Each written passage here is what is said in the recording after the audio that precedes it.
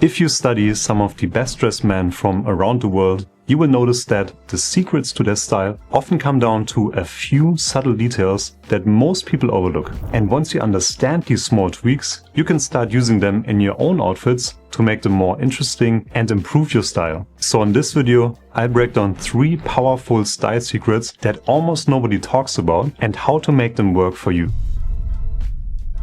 The first is a subtle substitution that can make a big difference. Swap out your thick leather belts for slimmer ones. Let me show you why. Most belts on the market are around 1.3 to 1.6 inches wide. The issue here is that this width is typically a little bit too wide and it can look a bit bulky and unrefined, especially when you compare it to a slimmer belt like this one here, which is only 1 inch wide. As you can see, the slimmer belt doesn't disturb the outfit, but it actually enhances it. I think it makes the entire outfit look more interesting. But on the other hand, the thicker belt feels a little bit distracting and overpowering, right? This is actually part of the reason why a very common style advice is that shorter guys should stop wearing belts altogether. Because the theory goes that it cuts the body in half and it makes them look even smaller. But the real problem isn't belts, it's belt width. If you switch to a slimmer belt, then the problem pretty much goes away. It also explains why people often say that you should never wear a belt with a suit. I agree that for formal suits, usually side adjusters or suspenders are the better choice. But for more casual tailoring, let's take for example linen suits or just grey wool trousers, a slim belt can be a subtle and stylish accessory that adds character to your outfit. Now unfortunately, it's not that easy to actually find slim belts. However, there are some great options out there. One of those would be Satolane from Poland, who produce slim leather belts at pretty reasonable prices. Or Birkenberg from Sweden, which have a few interesting options as well. I bought 2 of their belts about a year ago and I've been wearing them a lot. And then Portia 1924 is probably the most affordable brand for slim leather belts because you can find ones for just around $50. Scott Fraser also offers a few nice designs for around £90. And then for something a bit more high-end, you can try Italian manufacturers like Adriano Meneghetti or Fabrizio Mancini. Now, even though changing up your belts may seem like a minor detail, it's oftentimes exactly those small details that can really make your outfit stand out.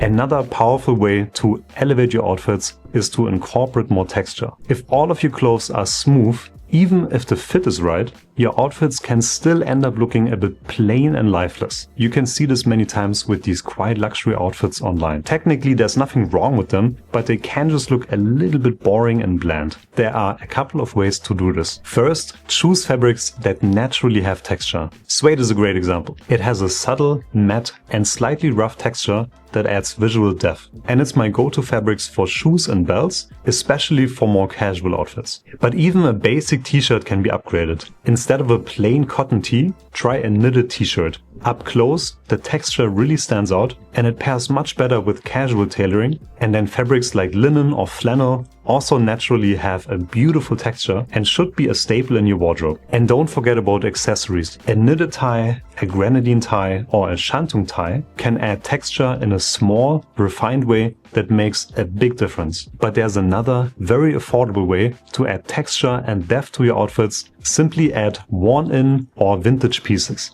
Now, of course, there's a limit to this. You don't want to look disheveled, but generally, clothes that have been worn develop a nice patina and add character and personality to your outfits. A great example here would be Alessandro Squasi. A lot of his pieces have this nice worn-in look, which is one of the many reasons why he always looks so stylish. Another benefit of vintage and thrifted pieces is that they are typically very affordable and many times they have small design details that can be a bit difficult to find these days. So next time you put an outfit together, try to add just one element of texture. It's a small detail, but it can completely change the feel of your look.